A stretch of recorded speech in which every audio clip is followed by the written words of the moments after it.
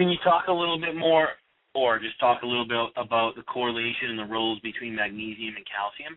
And one of the questions was about, they feel your diet recommendations are high in calcium. What's the optimal ratio, and where would you get magnesium? Well, coffee is a great source of magnesium, but you get, if you're not under stress and your thyroid is good, your cells have a tremendous ability to retain magnesium because it binds to the ATP molecule, becomes part of the molecule. And if your thyroid is low and you don't produce ATP fast enough, the cell doesn't have the main thing that binds magnesium intracellularly, and so it tends to go out into the bloodstream and get lost in the urine. So your thyroid status is the main thing that determines how much magnesium you need. A low sodium intake will make you lose magnesium by increasing the aldosterone production.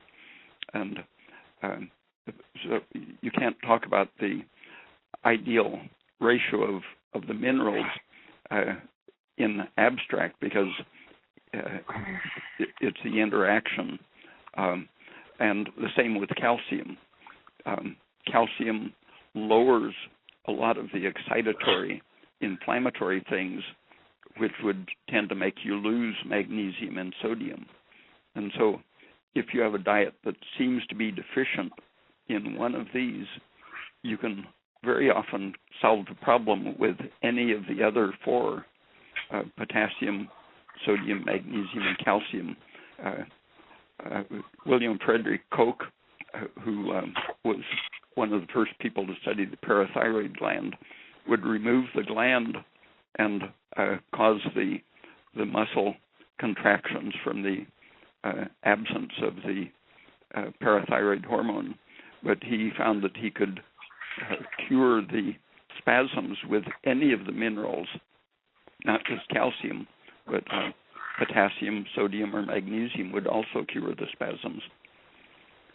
So it's a matter of having a total of these alkaline minerals, not right. an exact balance. And one thing that is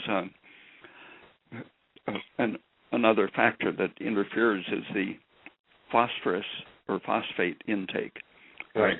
A lot of Americans get 7 times as much phosphate as calcium, and it takes many years for the effects to show up. But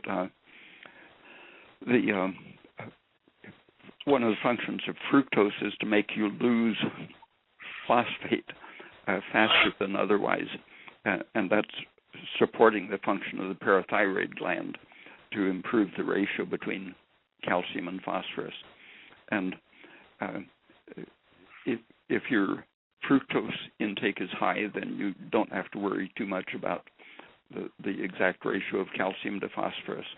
But the ratio in milk, 1.3 to 1, is very close to a very safe ratio.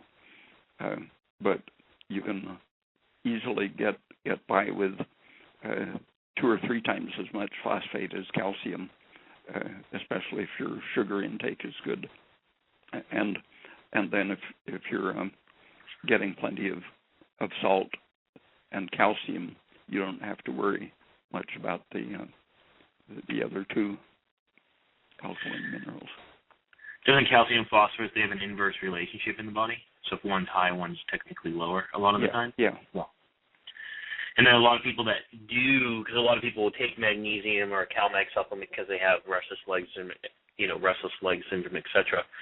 So a lot of the times, if they're deficient in calcium, the cells are taking up calcium. By taking calcium alone, you can actually decrease that excitatory nature and upregulate magnesium in itself without even taking it. Is that true too? That's why potassium and sodium and calcium will often prevent cramps or spasms and such. They're helping you retain your magnesium more efficiently. Right.